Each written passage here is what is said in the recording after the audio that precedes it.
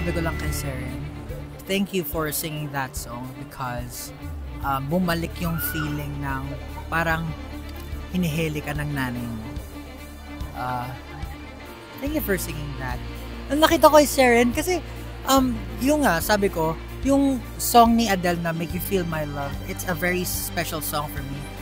Meron siyang personal attachment sa akin, yung song na yun. And I know na it could have been sung mas kalmado para mas naihatid yung message.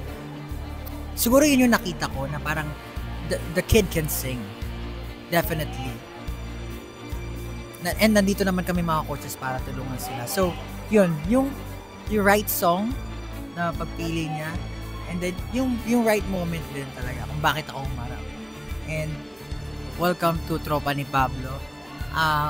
There's a lot of things na pagtatrabahuan natin, pero I'm sure matutulungan kita ma-deliver pa ng mas maganda yung songs na kakantahin mo in the future. Good luck sa'yo, Seren.